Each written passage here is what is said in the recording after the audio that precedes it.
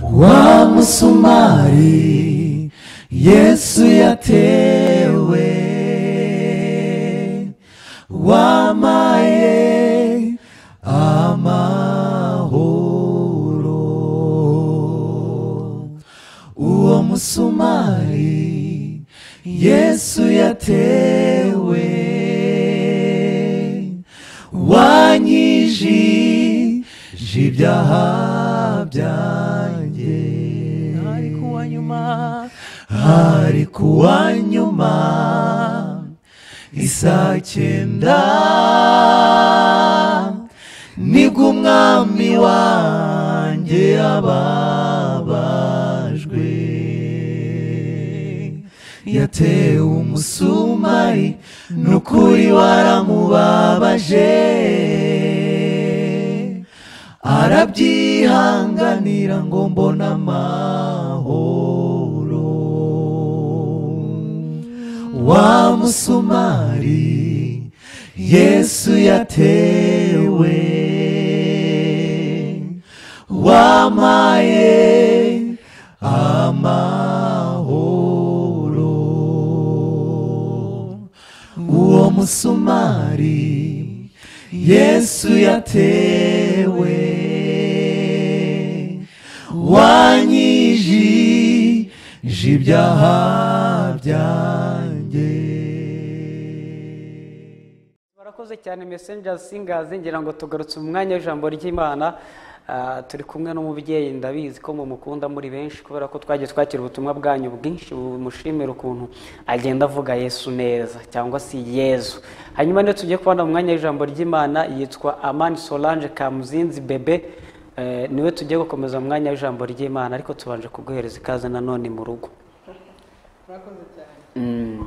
Ayo reka dusenge hanyuma duhite dukomeza n'ijambo ry'Imana. Mana tugushimiye uyu mwanya mwiza uhaye ubuzima bwa buri muntu wese turi kumwe muri uyu mwanya, izina ryawe nirihimbazwe. Turagusabye kugira ngo ubane natwe muri uyu mwanya w'ijambo ry'Imana cyangwa mu ijambo ryawe.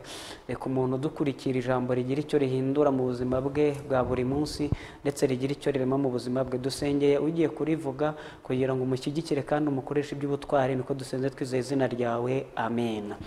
Reka mu mwanya w'ijambo ry'Imana mubyeyi.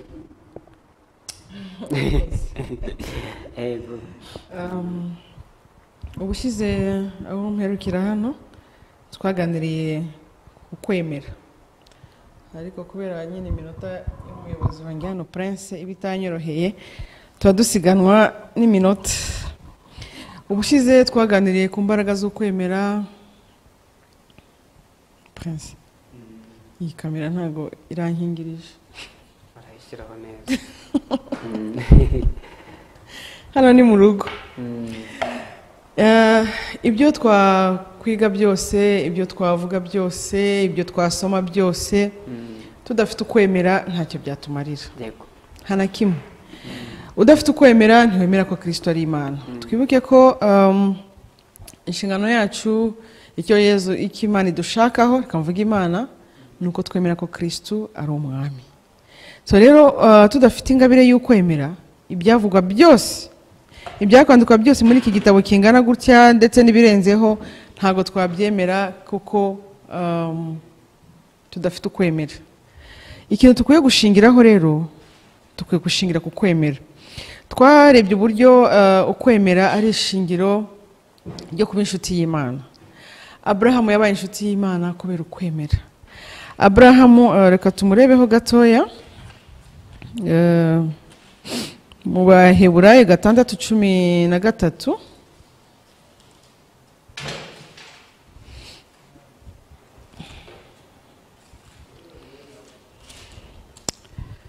6:13 turebe uburyo ukwemera gutuma tuba inshuti y'Imana.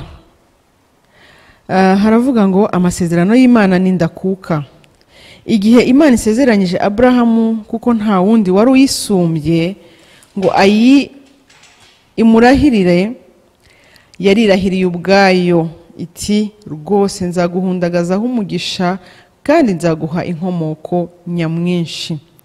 Abrahamu akomeza kwihangana bigeza aho yuzurizwa amasezerano. ubusanzwe abantu barahirira imbere y'ubaruta maze kugira ngo bakemure impaka bakishingikiriza iyo ndahiro. Nicyo cyatumye Imana ubwayo ikoresha indahiro ngo igaragarize abo yageneye isezerano ko umugambi wayo udakuka. Iryo sezerano niyo ndahiro bidakuka kandi bitarangwamo ubuhendanyi bw'Imana. Nibyo shingiro ridahungabana y'amizero yacu. Twebwe abemeye guhara byose ngo tugere ku mizero twasezeranyijwe, ayo mizero ni inkingi umutima wacu wegamiye kandi akaba ariyo atugeza hirya y'umubambiko, hahandi Yezu yatubanjirije kwinjira ari umuherezabitambo mukuru kandi w'iteka ryose wo mu cyiciro cy'Abamelekisedeki. Murumva uburyo ukwemera kutugeza ku masezerano Imana iba yaradusezeranyije. Abayisiraheli mu rugendo rwabo bava muri Misiri, buriya ni urugendo rwacu twese hano ku isi.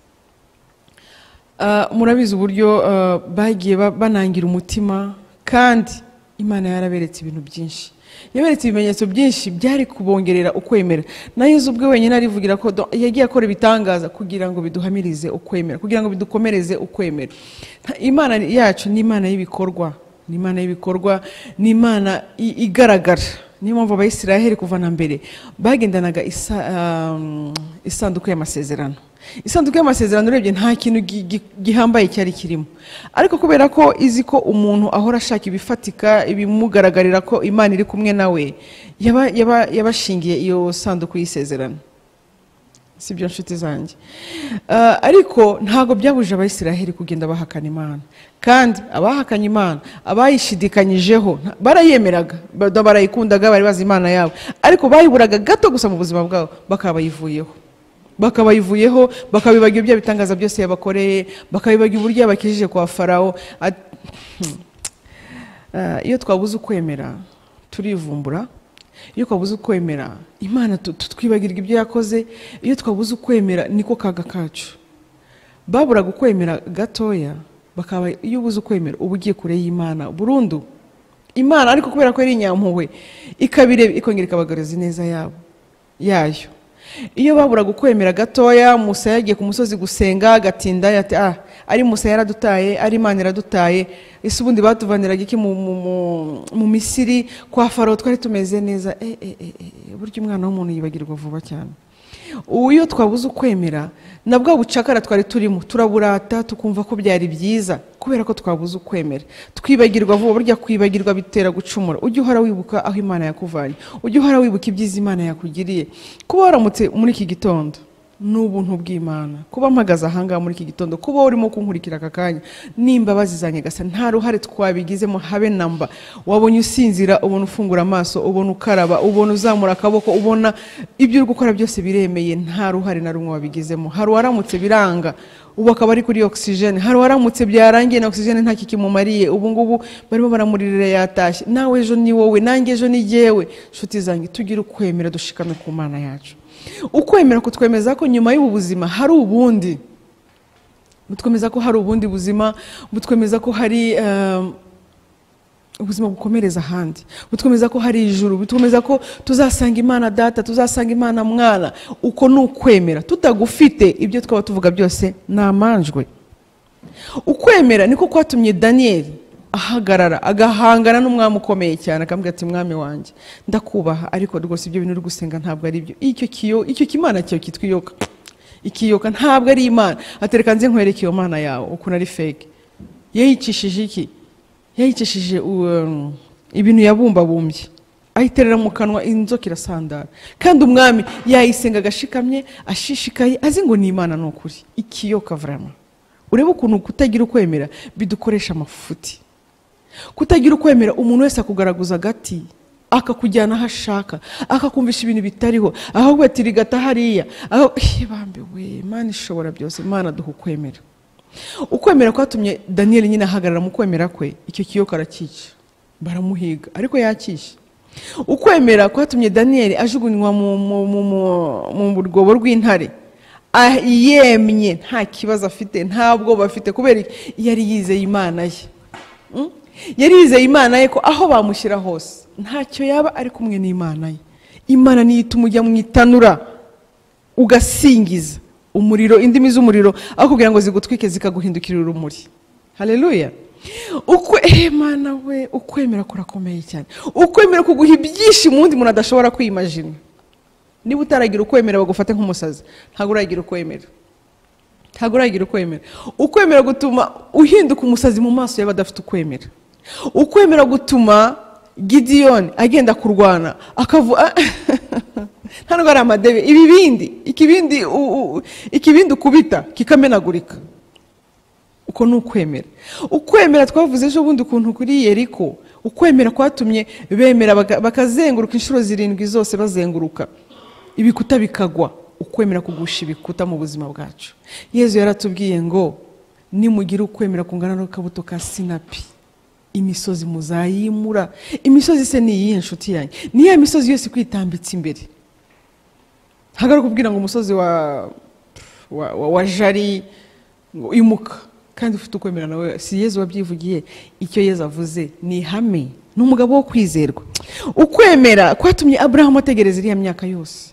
Ukwemera gufite uguhamya kwinshi, nawe ubwawe usubije amaso inyuma urasanga ukwemera kwawe kwarakoze byinshi. Ejo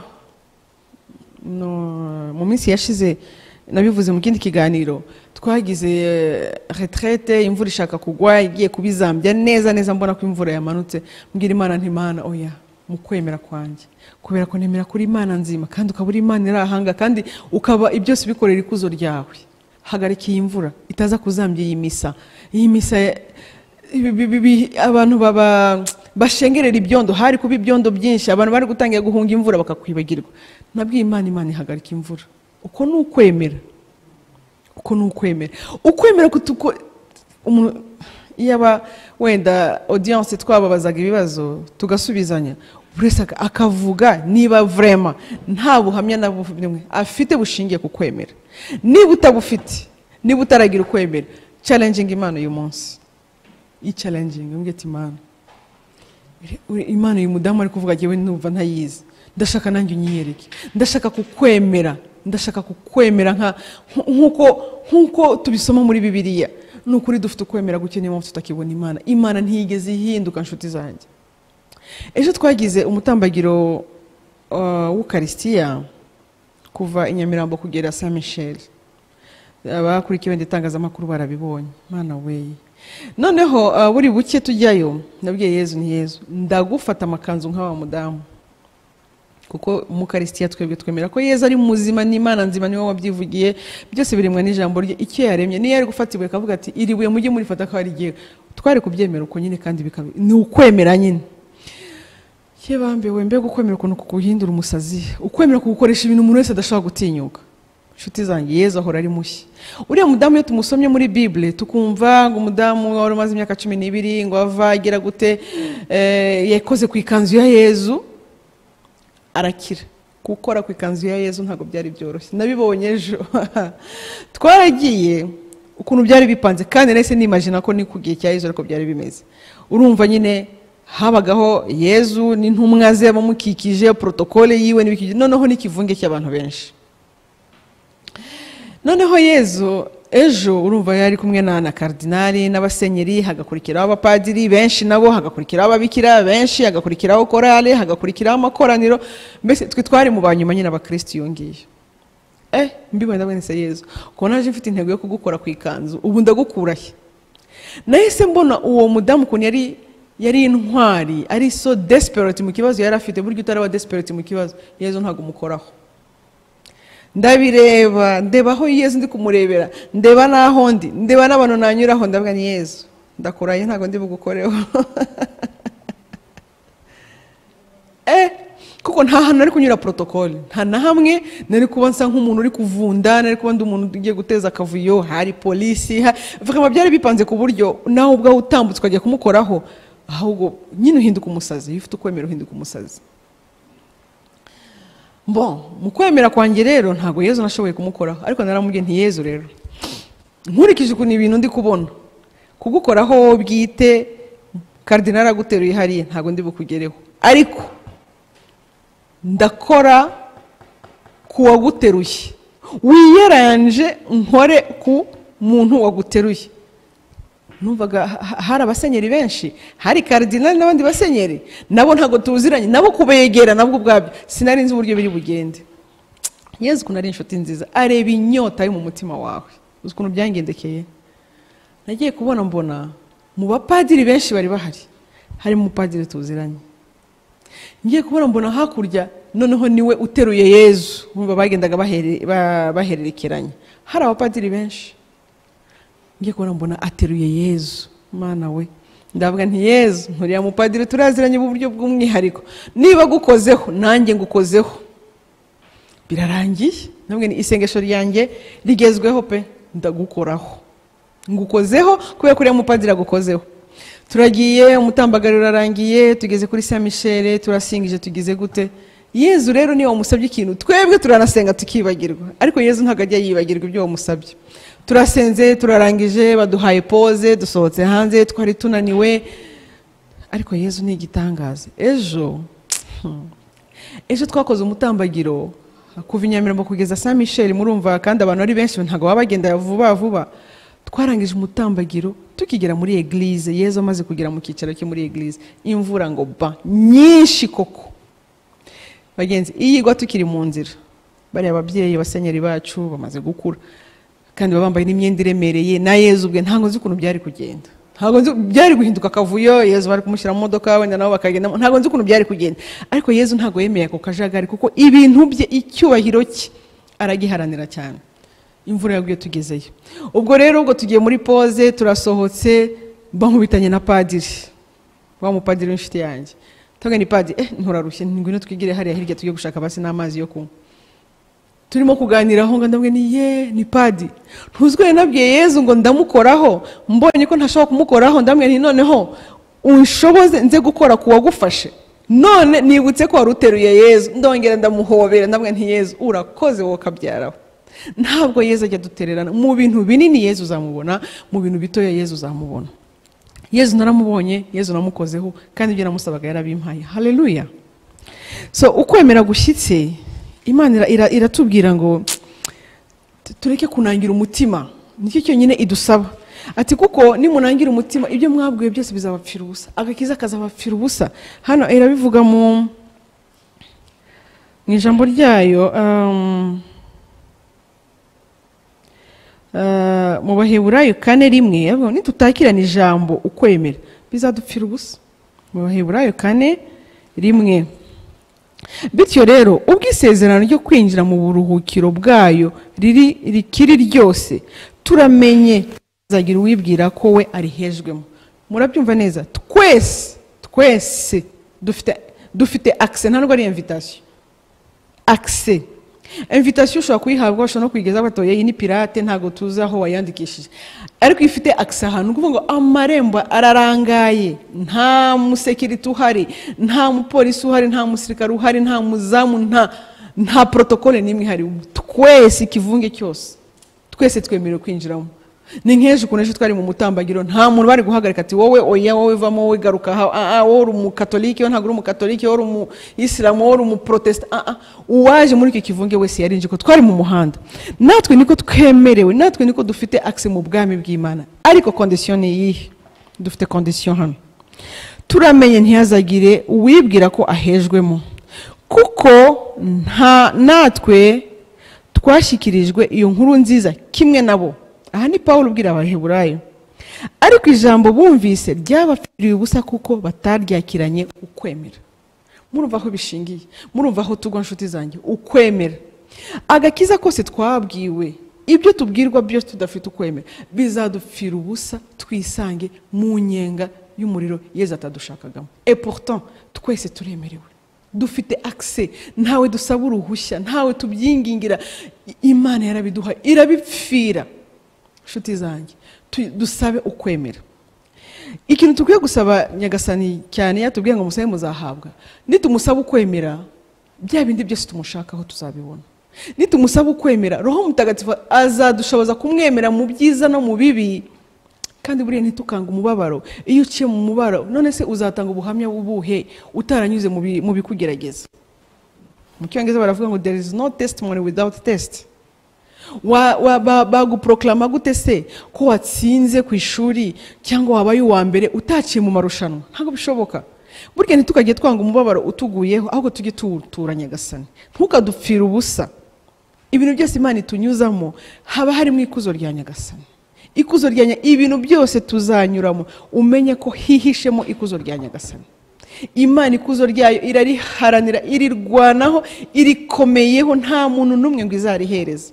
Nshuti zanjye, Herodi yakoze amafuti menshi. Herodi agera naho higa Imana ashaka kuyica umwana Yesu amaze kuvuka. Amubuze, Herodi afata abana b'abahungu bagera ku myaka 2 bose, igihugu cyose no kurara tsemba, akora genocide, kwica utumarayika. Utuzize iki ngo uwundi mwana wavutse ngo w'umwami, uri ikintu k'igipapa kinini gikuru gisaziye ku ntebe, ariko uba uhangayikishijwe n'iki n'akakabebe kivukiye. Kristo ubwami bwe ntabwo bwari bwo kuri iyi si. Herodi yafashe abo bana bose abakora genocide arabarangiza. Imana ntiyagira ikimutwara. Imana ntiyagira ikimutwara. Iramureka arakomeza aridegembye. Ariko umunsi yibeshya agakora ku ikuzo ry'Imana byamugendekeye gute? Amaze kuvuga speech yumvaga ari gihangange, yumvaga ari umuntu ukomeye, yumvaga mbese ari gitangaza. Avuga speech abaturage bose bavuga tumva. Ati none nta nubwo ari wowe uvuga, ati ni Imana ivuga. Nawe mu mutima we ahita yumva ba Imana, nta nubwo Imana yamuhaye isegonda imwe, nta ni segonda yamaze. Yahise yikubita hasi aho ahita atangiye gutondagira inyo, yahise abora sur place. Ikuzo ry'Imana rero nshuti yanjye ntago rikinishwa. Muribaza gukora genocide y'ababebe, abamarayika, Imana ubundi yagomba guhita imwica ako kanya, ariko yaramuretse kuko yamuhaye amahirwe yo kwicuza. Ariko yigereranije n'Imana, sur place yahise yikubita hasi ahita atonda inyo, ikikwereka ko tugenda no mubiri uboze. Hari umupadiri umwe ujya wigisha w'umukongomani ndamukunda cyane, Blaise Kanda, ajya afasha cyane. Haraho yavuze ati iyemere ku bantu basi, niba umva udashobora kuba humble, udashobora kugira simplicité muri wowe, rwose abantu biyemereho pe, n'abantu bagenzi bawe, ariko si imbere y'Imana wiyemera nkandi. Ujya wibuka kugendana umwanda mu mara yawe. Yabivuze mu Gifaransa, tu marches avec les caca dans ton ventre. Hago tujya tubyibuka, tu marches avec les pipi dans ton ventre. Muri vesi yawe ugendana pipi. Mu kanwa iyo ubyutse utari brosa, naho ubwawe urihunga, wirukankira muri dushe kujya kwibrosa. Ba simple, ba humble ku Mana. Abantu nuba humble ku Mana, ni wiga kuba humble ku Mana, n'abantu burya hari ukuntu uzabyiga. Iyo twemeye Imana iratwigisha, iradutoza. Tuyemerere, tuyigirire inyota, nta kindi dusaba. Tutere intambwe ngo Imana, ndi umunyabyaha, ndi umunyamafuti, ariko ndi uwawe, waranyiremeye, ndi ikigoryi cyawe. Nta nubwo nzi naho nabihera, ni ukuri nta nubwo nzi aho nabihera. Ibintu byawe birahambaye, iyo babyigisha mbona numva ari ibintu by'abantu runaka, ariko namenye ko twese twemerewe hariya. Namenye ko ndi princesse, Imana yacu ni umwami, sibyo? Iyo uri umwana w'umwami buri iki, buri gikomangoma, turaba princesse, turaba prince. Umuprince abaho atasi hari ndangagaciro agira, ariko n'umuprince wananiranye ntago bamujugunya mu bwami bwasi, ntago bamujugunya nshuti zanjye, ntago bamujugunya. Abagaragu baramuguyaguye, aribo b'abamarayika bahora batugendagendaho paka bamushyikirize papa we ariwe mwami. Bati umwana wanjye mumurinde, mumumenye, mwimenye, aho guba ikigoryi niwe ucungisha cyane kurusha wa wundi wimenye. Twemere Imana, tuyemerere bati Nyagasani, ndi umunyabyaha ruharwa, isi yose irande bikancira urubanza, ariko wowe urukundo rwawe ni nta makemwa. Urukundo rwawe rwatumye imanuka ku isi, bakagutobanga, bakagukubita, bakakubwira kuriya kose kugira ngo jyewe nkire. Yesu aravuga ati hano mu Baheburayo bararyoshye cyane, batugaragariza ukwemera icyo ari cyo. Yesu umuvandimwe mu bantu. Duhere hano ku Baheburayo 9. Yesu uwo wagizwe muto ku bamarayika mu gihe kigufi, yemeye kuba muto ku bamarayika igihe kigufi kugira ngo amanuke hano ku isi aze gusa nanjye. Ubu kubera ko yababaye agapfa, tumubona atamirije ikamba ry'ikuzo n'icyubahiro. Bityo kubw'ineza y'Imana urupfu yigabije rwagiriye buri muntu akamaro. Murumva rwa rukundo rw'Imana. Ariko nitutamwemera bizadupfira ubusa. nawe niwemera kubabara kubera Kristo ugakomeza inzira yawe kubera Kristo, ntucogore ntubivemo. Amajwi ni menshi ashobora kukubuza gukomeza inzira yawe. Abrahamu yihisha umugore we ntiyamubwira ko agiye gutamba umwana we, abakozi be ntibigeze babimenya kubera ko iyo ababwira bashobora kumukerereza mu rugendo. Gendana n'ushobora kugufasha mu muhamagaro wawe, gendana n'ushobora kugufasha mu kwemera ko uwo wundi ukubwira ati mva Imana erega muveho, shakisha abandi. Niba ugiye kuri za YouTube shakisha ibigukomeza mu kwemera, reka kureba ama deception. Ntabwo Imana ari tudeseva, nitwe tukideseva, sibyo? Kugira ngo urupfu rwa Kristo rutazadupfira ubusa. Kandi tubibonye ko umubabaro nyuma y'umubabaro wambikwa ikamba ry'amashimwe. Hano ni ikuzo kubera Imana, ariko wambikwa ikamba ry'ikuzo. Nshuti zanjye, tuba dusiganwa n'iminota, ariko byose bishingiye mu kwemera. Mu kwemera kwatumye Hana ajya kuririra Imana mu hekaru, ayirira afite umutima umenetse, kandi yarasubijwe, yabonye umwana. Ukwemera kwatumye Yakobo akirana n'Imana, yifata ukuguru nayo iramufata, barakirana. Avuga ati Mana ni wowe nagufashe, ntabwo uri buncike, ntabwo nkore ko rutampaye umugisha we yarabonye. Nitugira ukwemera tugakunda Imana, tukayikundisha n'abandi, tukayikunda, ya Mana navuze yo mu mutima, ya Mana iri ofo hariya mu nguni umuntu adashobora kugeramo. Nshuti zanjye, dushima Imana ko duri ahantu batatutoteza ngo twavuze Yezu, ngo twavuze Imana. Hari ibihugu udashobora gutinyuka kuvuga Imana, uyivugira munsi y'igitanda nabyo bakabimenya, bakaguhiga, bakakwica, bakagira gute. Twebwe turidegembya, nituyivuge, tuyibwira abatayizi, tuyamamaze, tuyikundisha abandi. Tuzabazwa byinshi kubera ko twe dufite uburenganzira, dufite u Rwanda. Narebye ukuntu ejo imihanda ifunzwe, nshuti zanjye, gahunda zose zahagaze kubera Imana. Nukubera iki? Bwa buyobozi bwiza. Abandi ubuyobozi nibwo bwo batoteza bukababuza gusenga. Bibiliya bakazihisha. Nabo hari agafilme umuvandimwe yanyeretse, bazihisha mu muceri, mu bikarito, kugira ngo nibaza gusaka bayibure. Nshuti yanjye, bika Bibiliya yawe mu mutima. Iyo mu mutima ntawe uzayigukuramo. Iyo mu mutima muragendana. Bibiliya ntagatifu yacu ni nini, ntago ushobora kuyitwara mu isakoshi urutugu rwa hetama. Isome, ibyo wasomye ubigendane mu mutima, ugenda ubirepeta mu kanwa kawe, mu nzira yawe, aho uri hose. Tugendane na Kristo ahantu hose, nshuti zanjye, sibyo? Tumugendane hose. Ariko Yezu wemera ko umugendana no muri toilette, Yezu murajyana, ntaho umusiga.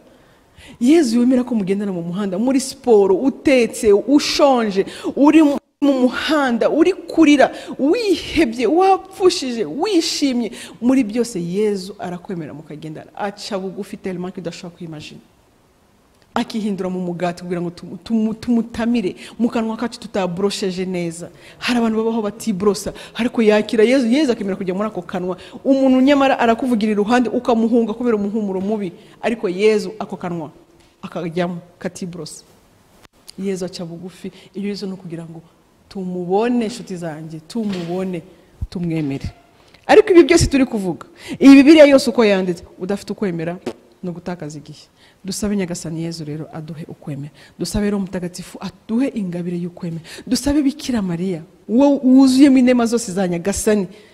Marayika arambwira ati umutoni wa Nyagasani wuzuye inema. Nuko inema zose dukeneye za Roho Mutagatifu ziri mu Bikira Mariya. Tumusabe uko yemereye Imana gushaka kwayo, natwe aduheho, hajye tuzamuburana. Yezu ni muzima, Yezu ni mwiza mu buzima bwacu, tumwemere, tumugirire inyota. Wowe mubwire ati Yezu ndagushaka, ibindi azabyikorera. Point. Sibyo? Murakoze cyane.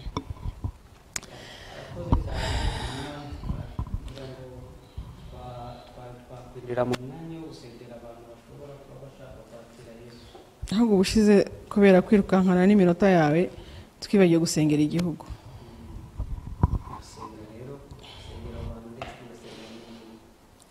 Reka dusengera igihugu, tubanze igihugu kuko nicyo kiduha, iyo tukirimo kiduha n'uburenganzira bwo gusenga biratworohera. Nyagasani Yezu, nongeye kugushima akanya ubu duhaye ko kongera kuvuga izina ryawe, mwami mwiza. uri Imana nziza, uri Imana y'urukundo, uri intakemwa mu masezerano yawe. Ibyo uvuze urabisohora nshuti yanjye, uravuga ati nzabana namwe, ntago nzabasiga muri imfubyi. Ariko iyo bivuga twumva ari nka slogan, tukagushaka tukakubura, nyamara ukavuga ati ntago nzabasiga muri imfubyi. Umwana akabapfushije umubyeyi, umubyeyi akabapfushije umugabo, ugasanga tubaye imfubyi. Ariko uba uri hafi ya, kuko warabivuze, uri Imana y'amasezerano, ntago ujye dusiga udusize twenyine isegonda imwe gusa, sekibi yatumira bunguri. Nyagasani Yezu rero nshuti yanjye, reka ngo uture u Rwanda rwacu. Ejo rwongeye kunezeza biteye ubwoba. Narebye ukuntu ejo u Rwanda wari uzengurutse, iyo umuntu ari muri kapitali buriya bari mu gihugu cyose, imihanda yose yahagaritswe, imihanda yose yafunzwe, protokole zose ziri gukorerwa. Wowe Mana nziza, nukuri umpere igihugu umugisha, umpere abayobozi umugisha, umpere Perezida wa Repubulika umugisha, umpere abapolisi umugisha, umpere ingabo umugisha, umpere abayobozi ba Kiliziya umugisha. Mana uhereze umuntu wese uhereza Yezu icyubahiro, umumpere umugisha. Uri Imana nziza, uri Imana yo kwizerwa, uri Imana yo gukundwa, uri Imana yo kubahwa. Abakubaha rero Nyagasani ubampera umugisha, ubampera umugisha. Hari abandi badafite ayo mahirwe nshuti yanjye, uha u Rwanda umugisha, ugere no mu bihindi bihugu, n'ukuri bagira umudendezo nk'uwo dufite Nyagasani Yezu. Ubampera umugisha nshuti yanjye, ukomeze utunezeze, ukomeze uduteteshe. U Rwanda n'urwawe mwami wanjye, u Rwanda n'urwawe, natwe turabawe, niwe watwiremeye. Ushimwe kuduhita mu bihe byose Nyagasani, ukatugirira neza. Iyi neza utugirira tuyohereje no mu baturanyi, mu bihugu by'abaturanyi. Aya mahoro duhereza tuyohereje mu bihugu by'abaturanyi, tuyohereje no hirya no hino ku isi mwami wanjye. Amahoro yawe aganze. Uzutse waraje ubwira intumwa zawe, nta kindi wabibabwira ati mugira amahoro. Nuko uzi ko amahoro ari yakenewe, nuko uzi ko amahoro ariyo byose. Ufite amahoro nawe arayatanga, ufite amahane muri atanga amahane, ufite inabi atanga inabi muri we, ufite ikibi twifitemo nicyo dutanga, n'ikiza dufite muri twe nicyo dutanga. Komeza utugwize mu ibyiza byawe Nyagasani. Nyagasani Yezu rero twongeye kuguhamagara. Hari abana bawe batakuzi, bakeneye kukumenya, ndetse natwe turacyakeneye kukumenya nshuti yanjye. Duha ukwemera, nuduha ukwemera, duha Roho Mutagatifu atwigisha ukwemera. Wabwiye Petero ubabajije ati se banyita nde hano hanze? Ati bakwita umwigisha, abandi ati bakwita umuhanuzi. Ati se mwe munyita nde? Petero aravuga ati uri Yezu umwana w'Imana. Uramusubiza uti ntabwo wabyibwira, ubibwirijwe na Roho Mutagatifu. Twohereze Roho wawe atwigishuriwe, aduhishurire nshuti yanjye. Nukuri akaga turimo ko kutakumenya niko katugusha mu byago byose tubamo, nukubera kutakumenya. Nitukumenya tukakuzirikana, haraba ingabo nizo zikunda kuvuga ngo kuzingatiya, tukakuzingatiye ukaba wacu. Nukuri hari ibintu byinshi tutazagwamo. Papa wanjye dutabare, uduhe ukwemera. Twohereze Roho wawe atwigishe ukwemera icyo ari cyo, hanyuma ibyo tukumvaho byose, amabwiriza yose tukumvaho, inyigisho zose tukumvaho, tuzakirana ukwemera nk'abana batoya. Ubundi tuzabona ubwami bw'ijuru, ndetse na hano ku isi tubeho neza tunezerewe. Byose tubiseze twizeye mu izina rya Yezu umwami wacu, amen. Du Père difficile. Anje kamuzenze bebe, Imana iguhereza umugisha ku bw'ijambo ryezu tugejejeho. Kandi ntekereza ko abantu mutarakira Yesu nk'umwami n'umukiza w'ubugingo bwanyu mwamwakira, kubera ko niwe nzira y'ukuri n'ubugingo. Nta muntu ushobora kuzagera kwa Data atari umujyanye.